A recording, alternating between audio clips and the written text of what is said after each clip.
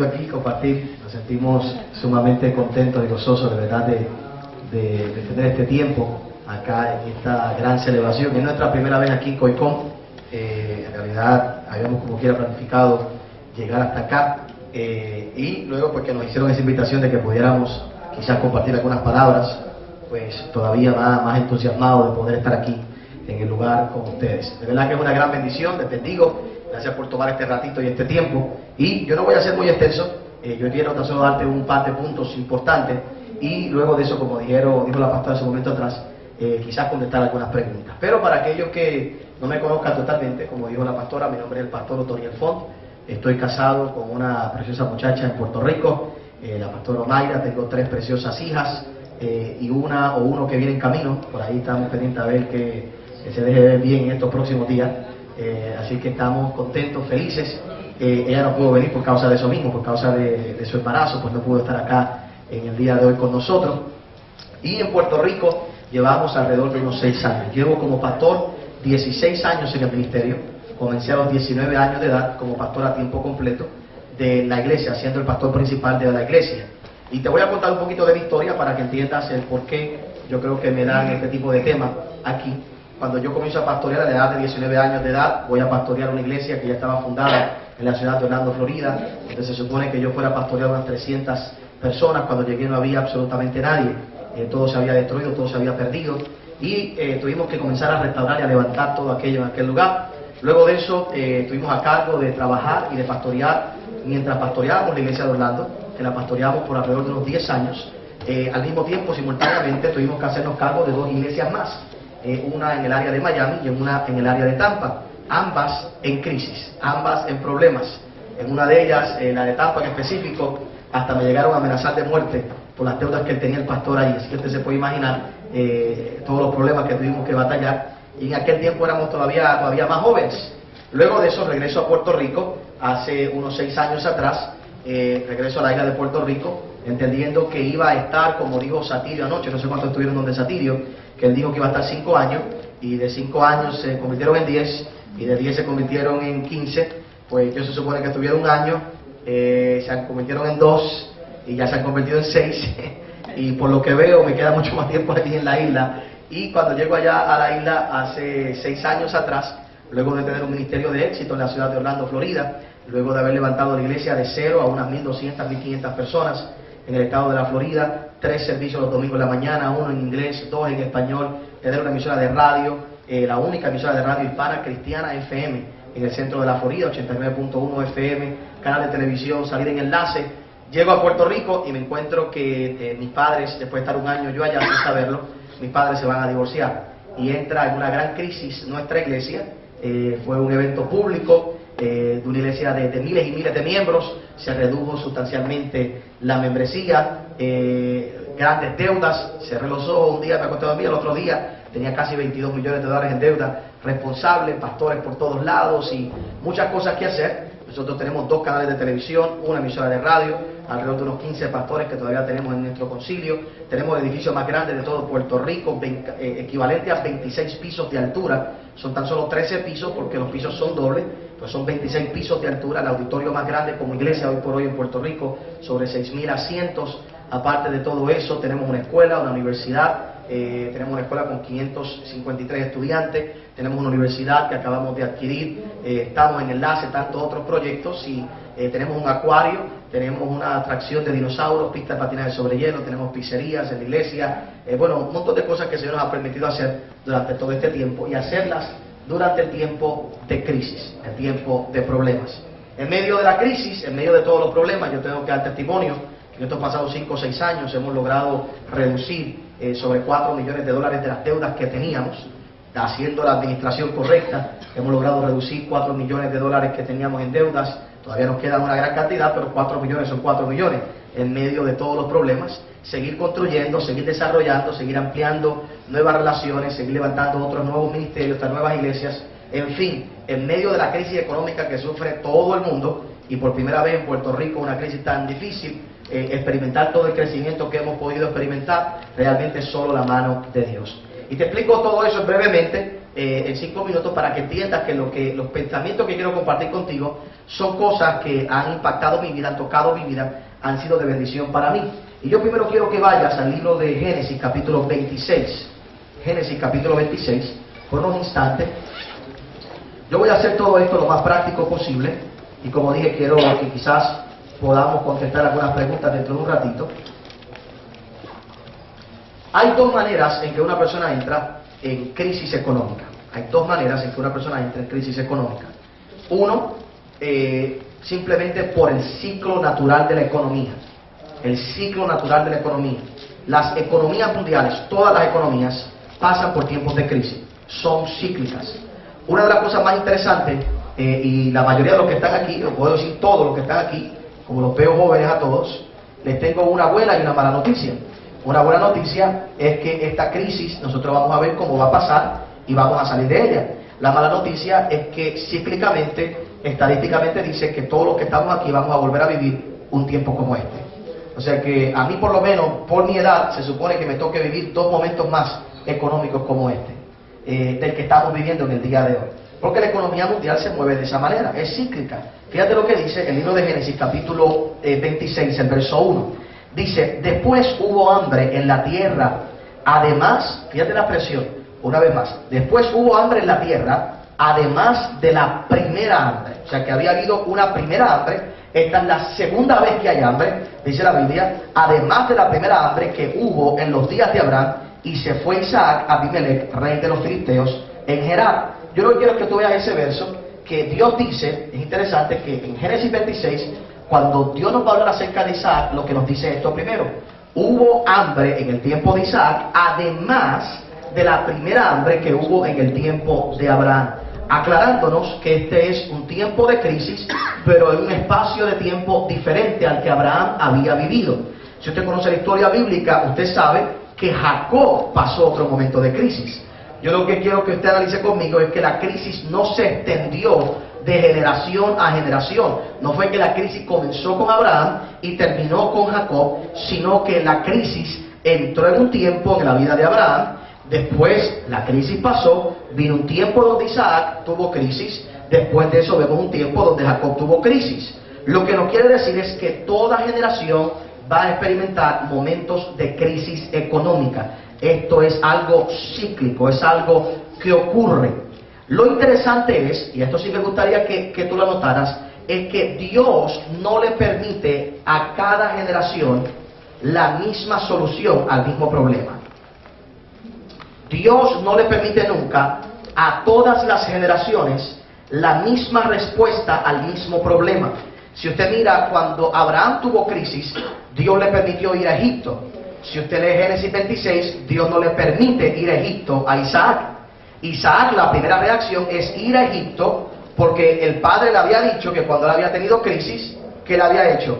Había ido a Egipto. Así que Isaac, cuando tiene crisis, lo primero que hace es que decide ir a Egipto. Pero si usted lee Génesis 26, Dios le dice a Isaac, no vas a ir a Egipto, te tienes que quedar aquí y aquí te voy a prosperar.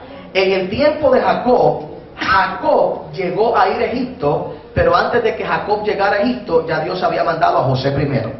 Dios manda a José primero, se convierte en el segundo hombre en Egipto, y ahora José, por causa de estar en el gobierno, puede tener cuidado de Jacob, de su padre, y de toda su familia. Así que eran los mismos tiempos, 3 soluciones diferentes.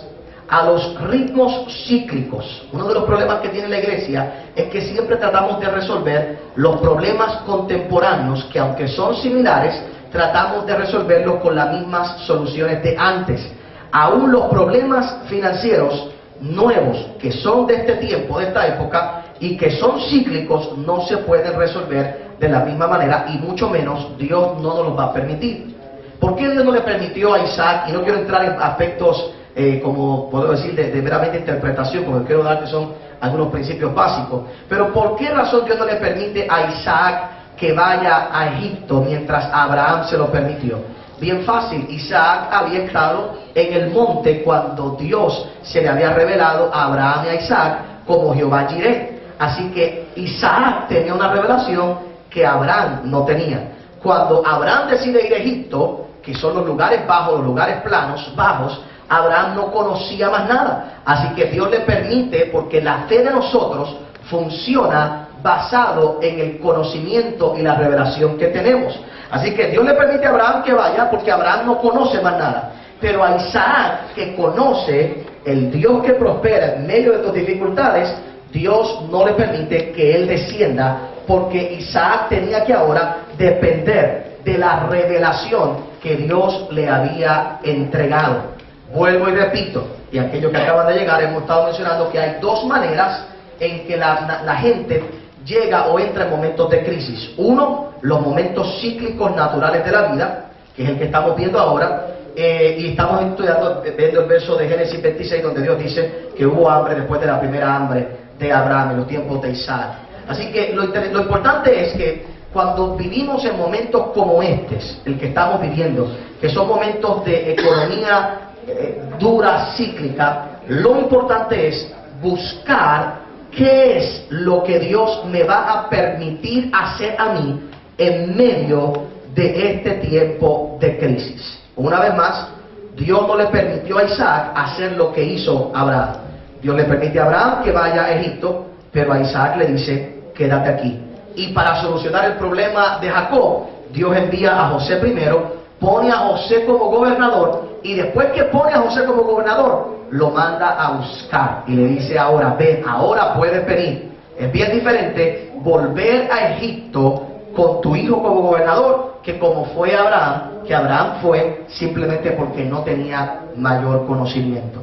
Así que en los tiempos que estamos viviendo, lo primero que tenemos que siempre aprender a hacer es a buscar la respuesta divina para nuestra generación, para enfrentarnos al tiempo de crisis cíclico que estamos experimentando. La segunda manera en que una persona entra en un tiempo de crisis financiera en su vida, y yo creo que esto es muy importante para entonces hablar de cómo administrarlo, la manera en que una persona entra, la segunda manera es a través, por supuesto, de nuestras malas decisiones, de la mala mayordomía. Y para esto me gustaría que usted fuera a Segunda de Reyes capítulo 4. Segunda de Reyes capítulo 4. Vaya conmigo ahí rapidito. Yo sé que esta historia usted la conoce, pero quiero que usted vea algo que yo muy probablemente usted no ha visto y no ha analizado. Fíjate lo que dice Segunda de Reyes capítulo 4. ¿Lo tiene todo el mundo?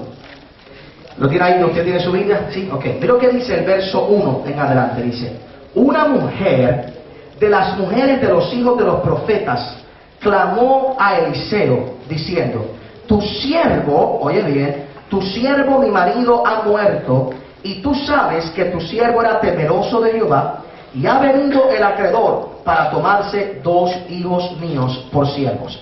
Deténgase ahí por un momento. Porque estamos hablando de una mujer viuda ahora, que tenía un esposo que no era cualquier hombre. Era un hombre, siervo de un hombre de Dios, primero, y temeroso de Dios. O sea, que era un hombre ungido, pero endeudado. ¿Por qué razón? Porque la unción que Dios pone sobre tu vida no te exime de tu responsabilidad financiera, ni te protege de tus malas decisiones financieras.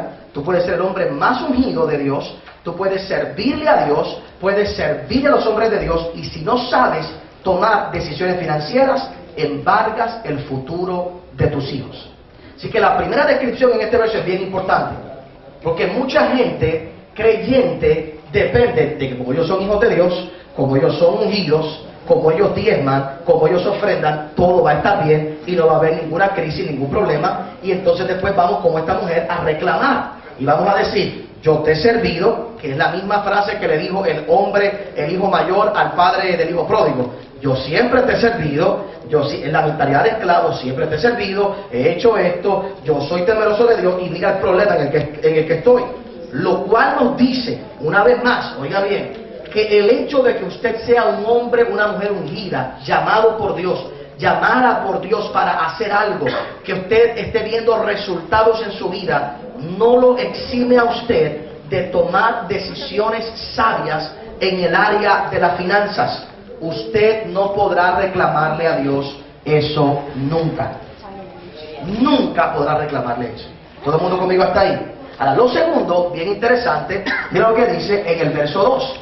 Y Eliseo le dijo, En realidad no le dijo, le preguntó. Y note bien, si usted tiene su Biblia, porque estas son las partes que mucha gente no visualiza.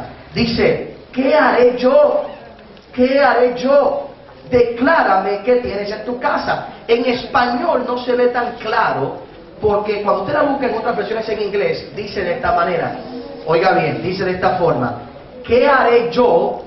Y después no es una declaración, sino otra pregunta. ¿Qué tienes en tu casa? O sea que Eliseo le hace dos preguntas. Cuando usted busca en el texto original, en el contexto, Eliseo le hace dos preguntas a esta mujer.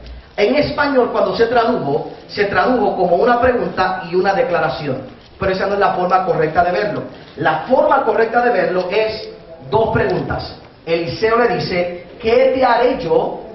Y segunda pregunta, declárame qué tienes en tu casa. Oye bien, y si no pierdes esto, creo que tu vida puede cambiar. La mujer tenía que escoger a cuál de las dos preguntas iba a responder. La mujer tenía que escoger a cuál de las dos preguntas iba a responder. Si ella respondía a la primera, le dijera a Eliseo, el profeta, dame cierta cantidad de dinero. El profeta estaba comprometido. ¿Por qué razón? Porque el que estaba endeudado, que era el marido de esa mujer, era un hombre que le había servido a él. Así que el profeta es muy probable que le hubiera dado el dinero, pero hasta ahí hubiera llegado. Ahora, si la mujer contestaba la segunda pregunta, el milagro iba a ocurrir para que esa mujer viviera toda la vida de aquello que Dios podía hacer a través de ella. ¿Entendió lo que quise decir? Una vez más, lo voy a repetir. Cuando usted busca en el original, usted busca en el contexto, ese Segunda de Reyes capítulo 4, no es una declaración y una pregunta, o una pregunta y una declaración, es una pregunta, son dos preguntas. Una, la primera, ¿qué quieres que yo haga por ti? Segunda pregunta, al mismo tiempo, ¿qué tienes en tu casa? Ella tenía que escoger a cuál de las dos preguntas contestar. Si ella respondía a la primera, le decía, lo que quiero es que me ayudes con pagar la casa este mes. El profeta hubiera hecho eso, le hubiera pagado la casa y hasta ahí se hubiera quedado. Ahora ella decidió responder a cuál pregunta, a la segunda, y le dijo, yo no voy a responder a la primera, yo no estoy buscando que tú me des nada, ni que hagas tú nada por mí. Ella respondió a la segunda pregunta y le dijo, en casa lo que tengo es un poquito de aceite. Eso la puso a ella en la posición de tomar ahora el control de su vida financiera para el resto de sus días. El problema es que cuando la gente entra en crisis por los errores de sus propias decisiones, quieren seguir pasando el control a Dios o a otros y no a ellos. Y entonces siempre estamos buscando y contestando o respondiendo a la primera pregunta. ¿Qué pueden hacer por mí? ¿Qué pueden hacer por mí? ¿Qué pueden hacer por mí? ¿Qué pueden hacer por mí? En vez de yo enfocarme en realmente qué puede Dios hacer a través de lo que yo tengo en mi casa. A la mujer responder en esta ocasión y decir, yo tengo un poco de aceite, está respondiendo a la segunda pregunta, y al responder a la segunda pregunta se está posicionando. Y una palabra bien importante en los tiempos de crisis es reposicionarte. Hay dos cosas que en los tiempos de crisis tú tienes que hacer cuando tú has tomado malas decisiones económicas: reinventarte y reposicionarte. Reinventarte y reposicionarte.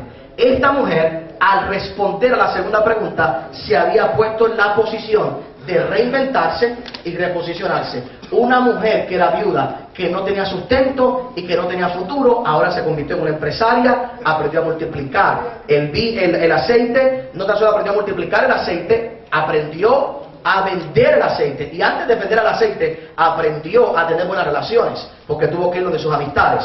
Así que aprendió a tener relaciones, a atreverse a hacer algo que nunca antes había hecho. Aprendió a multiplicar el aceite, y luego de aprender a multiplicar el aceite aprendió a venderlo, que es una de las cosas que la gente no quiere hacer en tiempos de crisis. La gente no se da cuenta que la mayor forma de usted ganar dinero en su vida siempre es vendiendo.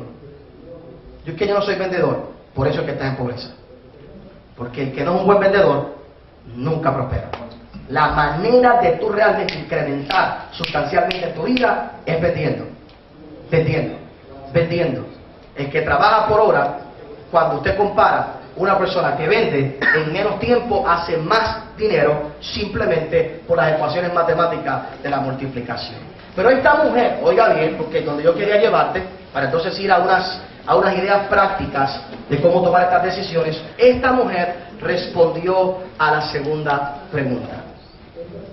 Respondió a la segunda pregunta. Y dijo, yo tengo un poquito de aceite. Oye bien, mira hacia acá. El primer punto práctico y espiritual que yo quiero que tú entiendas de cómo trabajar con las crisis económicas. No, ya hablamos de las crisis económicas cíclicas. Estamos hablando de la crisis económica por nuestros errores. ¿Okay? Es que tú tienes que ponerte en una posición, que es lo que acabo de decir, de reinventarte y reposicionarte. De una viuda a una empresaria. Tienes que aprender a verte y a visualizarte de una manera diferente a las circunstancias que estás viviendo en el presente. Segundo, lo segundo que toda persona tiene que aprender a hacer en tiempos de crisis económicas es mirar lo que tiene, no lo que no tiene. Oye bien, ¿por qué razón? Esto parece sencillo, pero yo quiero que tú lo veas desde un punto bien poderoso. Uno de los problemas más grandes que tiene la gente es que la gente siempre están posponiendo sus riquezas por ciertas cosas que ellos dicen que necesitan. Si yo le pregunto aquí a ustedes, a algunos de ustedes, ¿por qué tu negocio no ha prosperado o por qué tú no estás prosperando? La primera contestación que me darían ustedes, mucha gente, debo decir, quizás no todo, pero mucha gente es que no tengo un local, es que no tengo un diploma, es que no tengo aquello, es que no tengo una computadora. El día que tenga la computadora, pastor, o el día que tenga un automóvil, o el día que tenga un autobús, y el día que tenga esto, aquello, lo otro, ese día mi negocio comenzará a prosperar. Si yo le pregunto a un pastor, ¿por qué razón tu iglesia no está prosperando? Es que no tengo músico, es que no tengo pianista, es que no tengo ujieres, es que no tengo local. Todo el tiempo, la razón por la que la gente se mantiene en la crisis es porque el enfoque está en lo que no tienen, oiga bien por favor, y lo peor es que hacen de lo que no tienen su necesidad. Entonces no comprenden por qué razón Dios no suple su necesidad. Y no se han dado cuenta que si Dios no te lo ha dado es porque Él entiende que tú no lo necesitas. La Biblia dice que mi Dios pues suplirá todas mis necesidades conforme a su riqueza en gloria. El día que Dios entiende que tú necesitas la computadora, ese día Dios te la da. El día que Dios entiende que tú necesitas el pastor, el músico, Dios te lo da. El día que Dios entiende que tú necesitas el local, ese día Dios te lo da, porque el día que tú lo necesitas, la promesa de Dios es suplirte las necesidades. Si no las tienes, es porque no las necesitas delante de los ojos de Dios. Pero la mayoría de las oraciones de nosotros aquí es pidiéndole a Dios cosas que nosotros pensamos que necesitamos y que Dios dice no las necesitas, y entonces, si damos cuenta, nos convertimos nosotros nuestros propios dioses, porque somos nosotros los que estamos determinando lo que necesitamos para tener éxito y no Dios. Y en tiempos de crisis, entonces, ¿qué ocurre? Lo peor de todo esto es que menospreciamos lo que tenemos, y lo único que Dios puede usar para sacarte del tiempo de crisis es lo que tienes, más nada. Todo lo que le hizo falta a Dios para sacar al pueblo de Israel de Egipto, a 2 millones de personas, fue un tartamudo con un palo. Más nada. Lamentablemente, el que tenía el tartamudo con el palo pensó que necesitaba a Aarón, y Aarón se convirtió en su peor problema. Él nunca, si Dios hubiera querido que hubiera ido a Aarón, hubiera llamado a Aarón desde el principio. Pero siempre nosotros giramos muletillas. Dios lo que necesitaba era un tartamudo con un palo, con una vara. Eso fue todo. La primera pregunta que Moisés le hace a Dios después de ese llamado tan precioso que Dios le da, él le dice, ¿cómo iré? ¿En nombre de quién iré? Dios no le contesta la pregunta que hace Moisés. Dios le hace otra pregunta. ¿Qué tienes en tu mano? ¿Qué tienes en nombre de quién iré? El nombre de yo soy el que soy se lo dieron después. Después que Dios trabajó con la mente y con el corazón de Moisés, que eso es otra clase, otro día. A lo último Dios le dice, va a ir en el nombre de yo soy el que soy. Pero al principio Moisés empieza a preguntar esas cosas y Dios no le contesta ninguna de esas cosas. Lo primero que Dios le dice es, ¿qué tienes en tu mano? Yo imagino a Moisés, yo siempre digo que yo imagino a Moisés con esa vara, haberla menospreciado, una vara, como decimos todos nosotros, que tengo una vara, un poquito de aceite. Ahora Dios le dijo, tírala. Cuando la tiró se convirtió en serpiente. Usted se imagina ahora, Moisés no es cualquier vara, una vara que se convierte. Imagino que Moisés está esperando el primer momento, a ver que me digan algo para soltarla, a ver que me digan algo para dejarla, a ver que me digan. Yo imagino que él estaba frente a Faraón esperando el momento que Faraón le dijera cualquier cosa para él soltar la vara. Ahora imagínense la sorpresa que cuando él suelta la vara delante de Faraón, se convierte en serpiente y dice, ahora sí que sí, ahora nadie tiene una vara que se convierte en serpiente. Y le trajeron 10 varas que se convirtieron en serpiente. Usted se iba a ir a la cara. Dios no me había dicho que eso iba a pasar. Ahora lo que pasa es que aquella vara, sabemos que aquella serpiente se comió a las otras. Ahora imagínense lo orgulloso que iba Moisés con su vara, de que su vara se había comido a las otras. Qué grande es que nosotros podamos entender que lo único que Dios necesita para sacarme de la crisis no es que venga nada nuevo, es que Él use lo que yo tengo. Es que Él use lo que yo tengo. Hay gente que está tan enfocado en el problema que tienen sus closets llenos de ropa que no necesitan, que podrían vender, televisores de más en su casa, autos de más en su casa, cosas que si ellos fueran capaces de entender que hay potencial financiero en ellas, en esas cosas que están ahí detenidas, nada más con ir a venderlas, podrían posicionarse por un par de meses en una tranquilidad y en un descanso, simplemente porque han enfocado y se han dado cuenta de lo que hay. Yo no estoy hablando meramente aquí de, no quiero utilizar esta escritura, aunque es una escritura que se puede utilizar para eso, en el área de la siembra y la cosecha, porque esta mujer tuvo que coger aquel aceite y darlo y repartirlo para multiplicarlo, pero en el hecho de la administración, ¿sé cuánta gente yo sé que tienen inventarios de productos y de cosas guardados, escondidos? Hace un tiempo atrás yo tenía un caballero que era un ojalatero. No sé si todo el mundo entiende ese término. Para nosotros en Puerto Rico, ojalatero, el que arregla los carros chocados, los golpes, ¿ok? Así le decimos en Puerto Rico. ¿Cómo se llama en otro lugar? Desabollador. Desabollador, ¿ves? Un desabollador, un ojalatero para nosotros, el puertorriqueño. Este hermano tiene un negocio de hojalatería y pintura. Está pasando por una crisis en su negocio. Me pide que yo vaya a orar por su negocio. Ya yo había ido a orar 10 veces. Él no acaba de entender que no es mi oración lo que lo va a cambiar, ni la oración de él. La oración es importante, pero hay más allá, hay que hacer más cosas.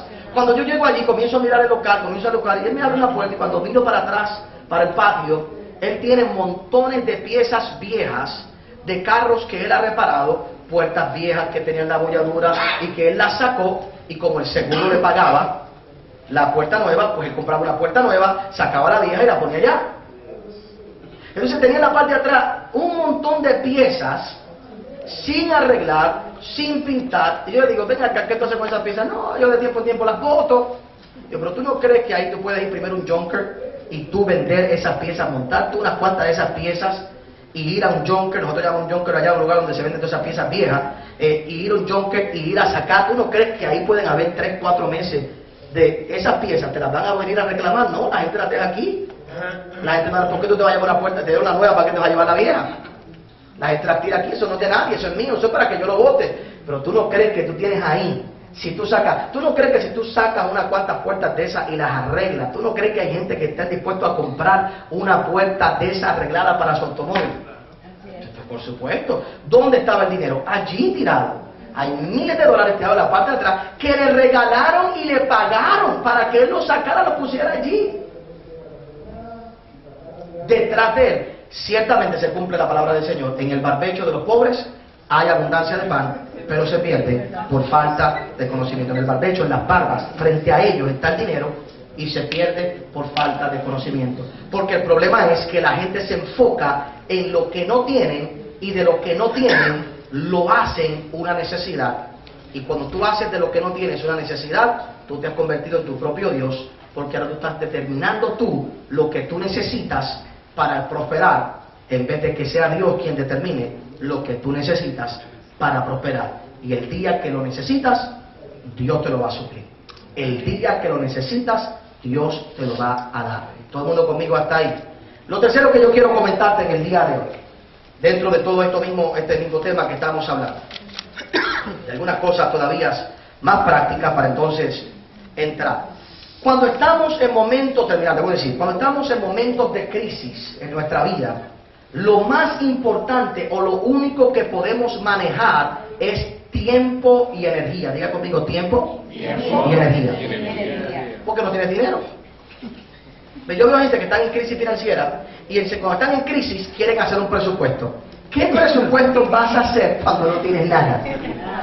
Ahora que estoy en crisis, ahora voy a poner un presupuesto. Pero el presupuesto tenías que haberlo hecho antes. Anoche, y veníamos hablando en el carro los otros días, y anoche el pastor que Dios pidió la ofrenda lo mencionó también. Me estuvo curioso que usara las mismas palabras que yo había usado hace un tiempo atrás, donde José, hay mucha gente que piensa que José hizo un plan para el tiempo de crisis. José no hizo un plan para el tiempo de crisis, José hizo un plan para el tiempo de la abundancia. Y aprenda esto conmigo, por favor, apunta esto aquí. Si somos capaces, aprenda esto, si somos capaces de vivir al 80% en tiempos de abundancia, viviremos al 100% en tiempos de crisis. Si soy capaz de vivir al 80% en tiempos de abundancia, viviré al 100% en tiempos de crisis. Y en tiempos de crisis José se reposicionó, se reinventó. ¿Por qué razón? ¿Por qué yo digo el 80%? Porque en el tiempo de abundancia José mandó a que todo el mundo guardara 20%.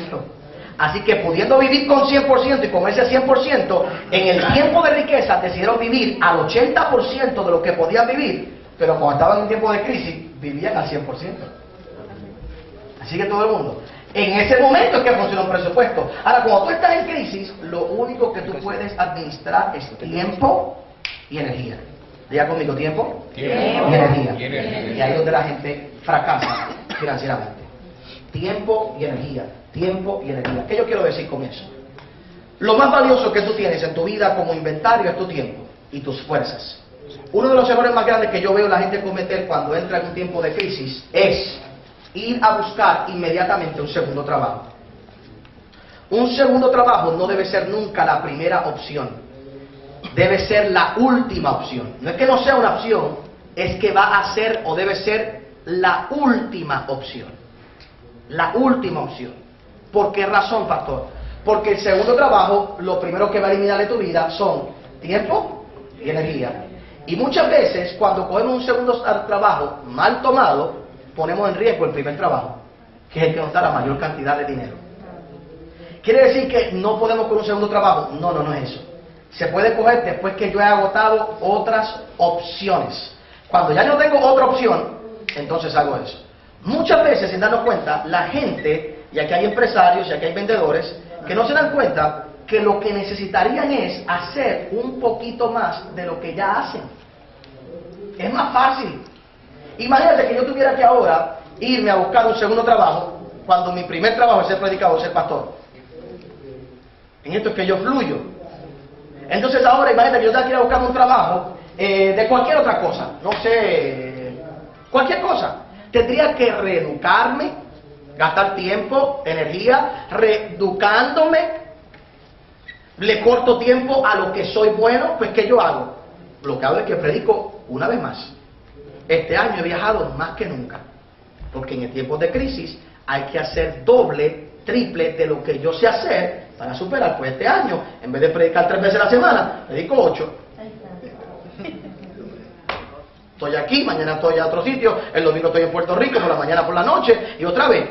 Y vuelvo otra vez el ciclo la semana que viene. Y acabo de venir de Argentina, y hace 2 semanas atrás estaba en Venezuela, y una semana atrás antes estaba en Venezuela, y llego a Puerto Rico, y me bajo, ahora voy para Nueva York, a encontrarme con el pastor Cash Luna. Mañana voy para Nueva York, encontrarme con él por la tarde, estar con él. Luego de eso me monto en el avión, el domingo por la mañana, para ir a Puerto Rico, para bajarme a las 9:30 de la mañana del avión, y meterme a predicar por la mañana, por la noche.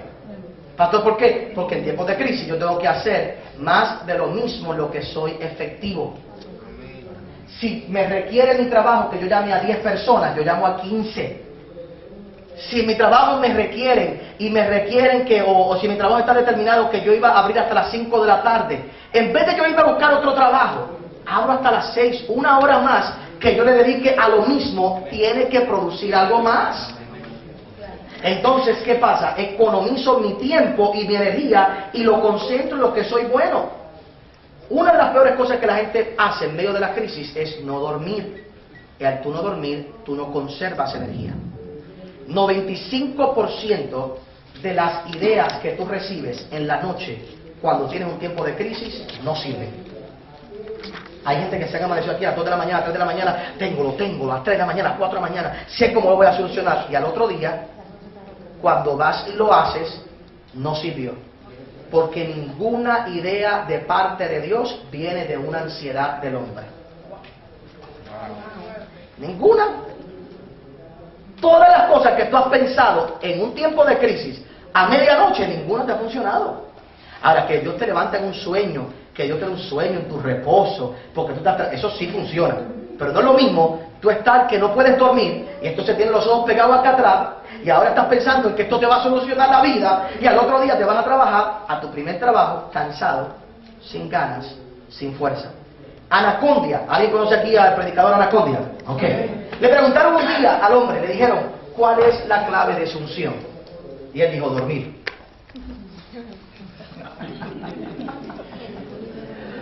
Y fue bien honesto. Y es la verdad. Mis mejores mensajes es después que yo he dormido. Mis mejores mensajes es después que yo he dormido. Un pastor cansado, agotado, no fluye. Porque el Espíritu de Dios no puede fluir más allá de tu capacidad física. Si tú no puedes darle 100%. Por eso es que ni Dios te enferma, ni el diablo tampoco. Porque a ninguno de los dos le sirve enfermo.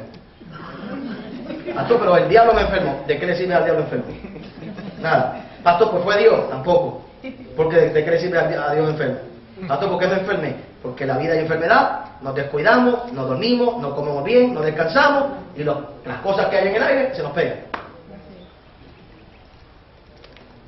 Tan sencillo como eso. Y entonces pierdes los dos recursos más importantes que tú tienes: tiempo y energía. Tiempo de crisis es lo que hay que administrar. Tienes que mantener tu mente en calma, clara y precisa. 2 minutos más para entonces a la sección de preguntas, rapidito. Y podía estar aquí toda la tarde y hablar tantas cosas más. Oiga, me quedan, bueno, tengo aquí las y 40, sí. Oiga bien. Por último, para entonces tomar un tiempo de... 2 más. 1. 2 más dentro, el cuarto.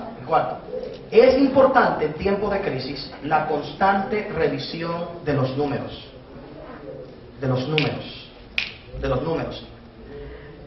Yo sé que mucha gente me dice que a Dios no le importan los números, pero yo no estoy de acuerdo con eso.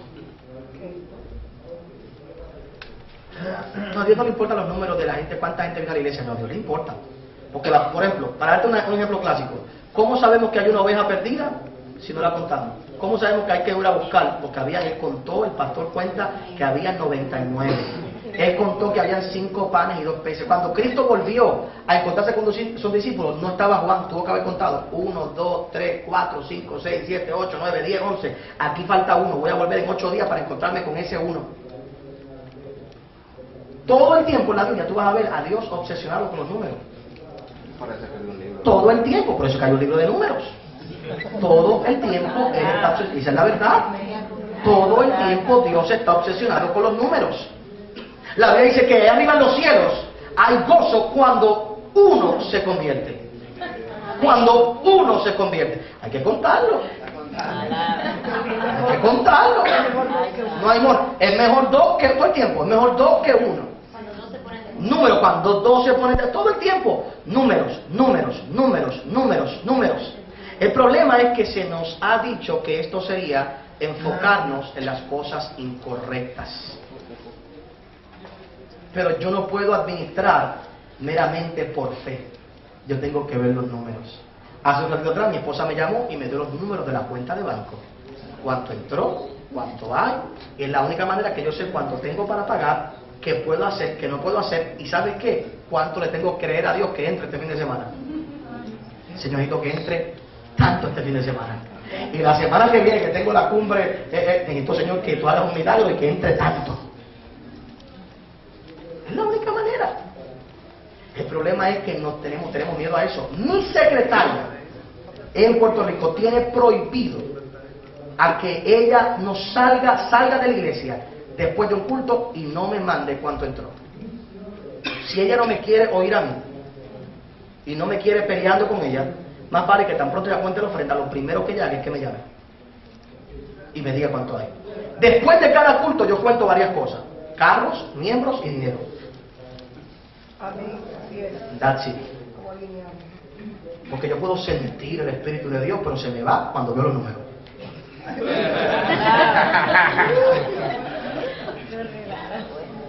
Entonces, la gente le gusta medir las cosas por lo que se siente. Se sintió Dios, se sintió Dios. Oh, lo sentimos allí. Sí, pero el sentimiento se te va cuando hay que pagar. Cuando no vale. Así que tienes que mirar los números. Y por último, y podríamos enfatizar muchas cosas más, por último, para terminar, ¿me queda ahí? 7 minutos. Ok, para terminar y darles un espacio a las preguntas, oiga bien. Nadie, la última clave para usted vivir en tiempos de crisis es que nadie más que usted es responsable de lo que entra y de lo que sale. Usted nunca, ningún pastor debe delegar en nadie la administración de la iglesia. Ningún empresario debe delegar en nadie la administración de su empresa, porque al que Dios le va a pedir cuenta es a usted. Y nadie debe ser responsable de cómo se entra el dinero, ni de cómo sale.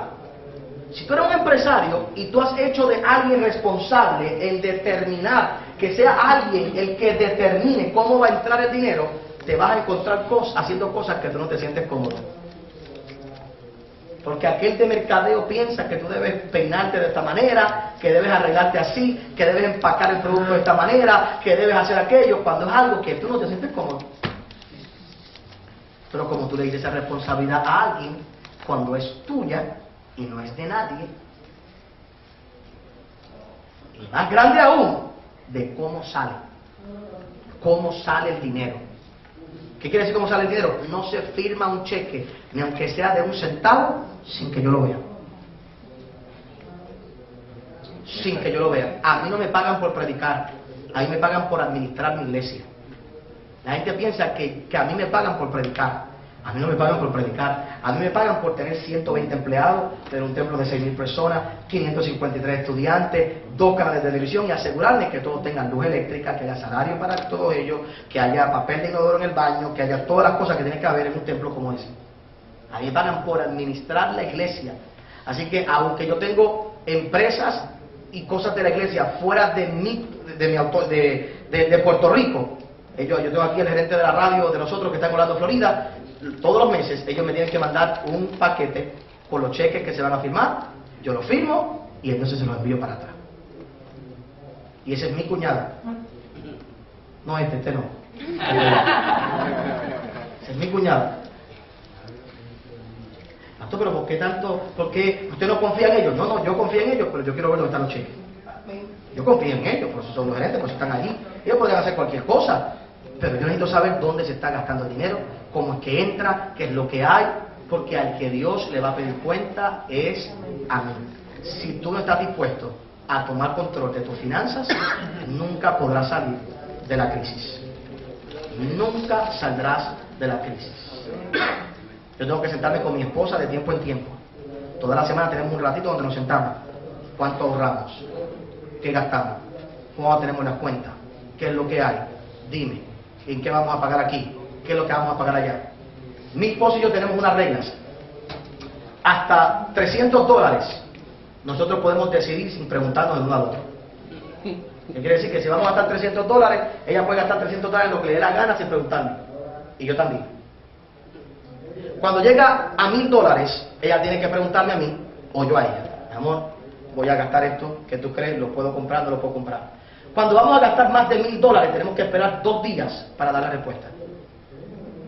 Y cuando vamos a gastar más de $10,000, tenemos que esperar 3 días para dar la respuesta.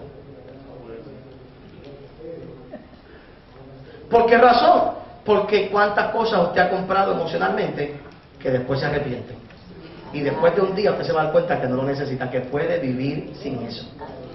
Una de las cosas más grandes que yo he aprendido de madurez financiera es poder apreciarlo todo sin tener que comprarlo. Yo puedo apreciar, wow, qué tremendo carro, pero lo tengo que comprar.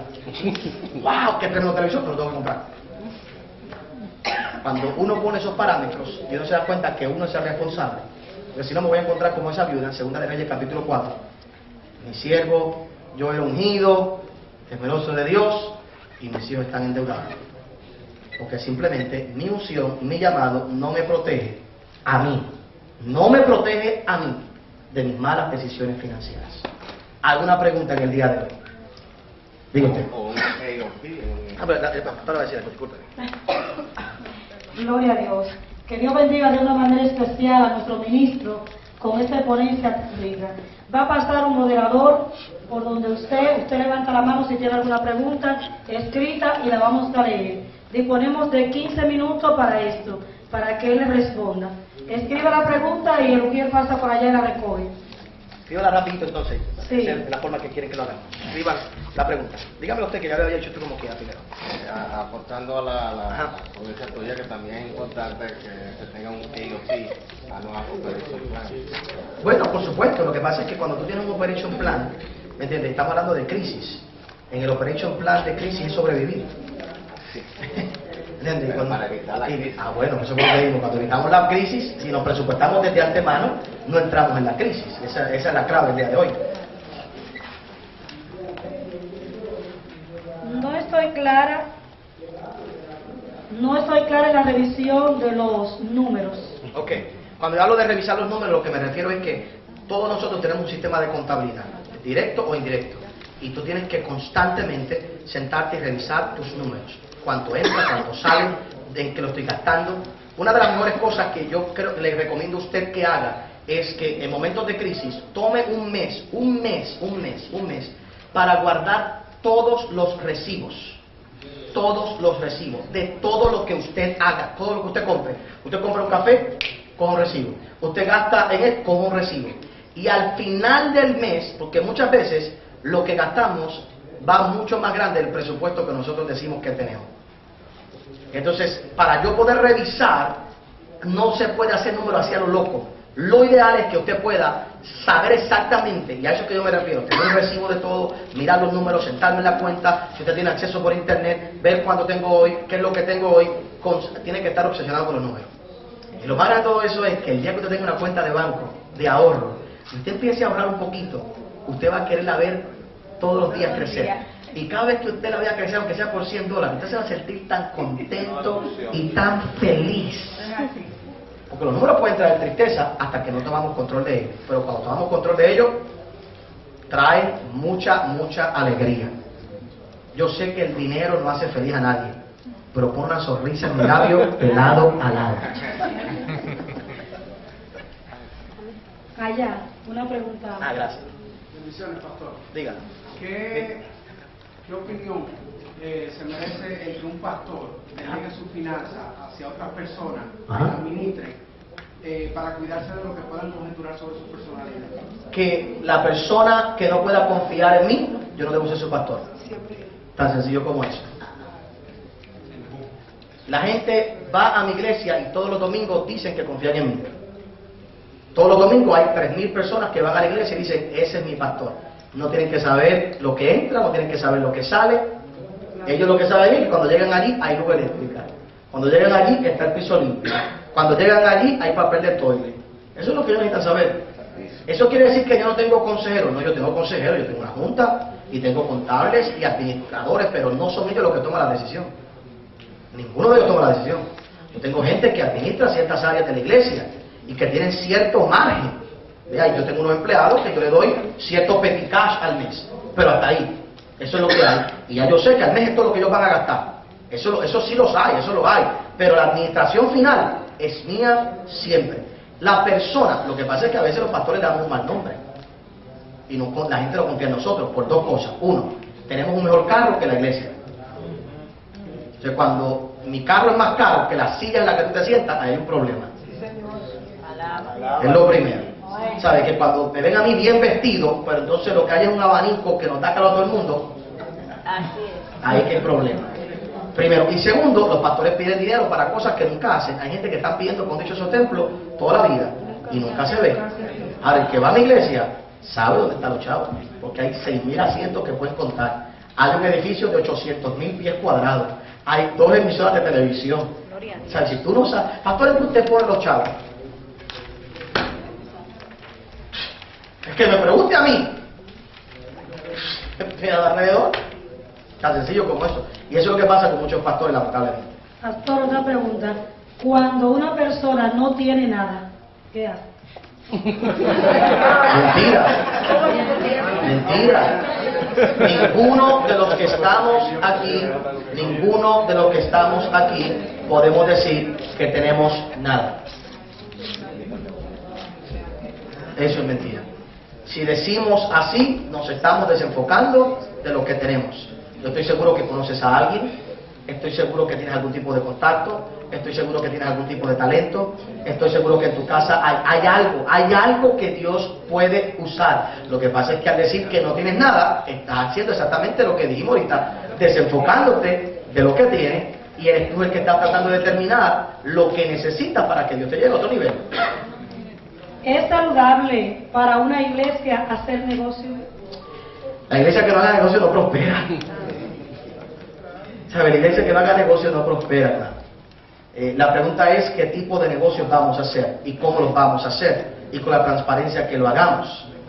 No podemos hacerle daño a la gente, no podemos abusar de la gente, pero hay que hacer negocio, hay que hacer empresas. Por ejemplo, mis sueños son tan grandes que con las ofrendas de la iglesia no se van a completar. Yo tengo que hacer negocio, hay que vender la Biblia. La gente me dice, pastor, pero ¿por qué usted no regala la Biblia? Pastor, la Biblia dice, pastor, que hay que dar por gracia lo que por gracia he recibido. Es verdad. Lo que pasa es que la Biblia no me la regalaron, me la vendieron para yo vendértela. Pastor, ¿por qué usted no regala los CD? Bien fácil. De por gracia lo que por gracia he recibido. Mi amor, me cobraron el CD, me cobraron el sticker, la máquina en la que se duplicó, la electricidad. Lo que estoy regalando es el mensaje. Pero el CD tengo que cobrártelo. Hay que hacer negocio. O sea, yo no puedo hacer más nada. Todas las iglesias que están aquí, todas hacen negocio. Todas. No, pastor, ¿usted vende alcapurria? Hace negocio. La diferencia es que a usted, cuando salen del culto en su iglesia, la gente se va con olor a alcapurria. En la mía, te llevamos a un parque de dinosaurios. Pero, ¿por qué razón? Porque si yo fuera a pagar la luz eléctrica de mi iglesia de alcapurria en alcapurria, tendría que vender 120.000 alcapurrias al mes. Entonces tenemos que entrar a otra dimensión, a otro nivel. Diga usted. Porcentualmente, ¿cuál sería la distribución del gasto o costo operativo del ingreso de la iglesia?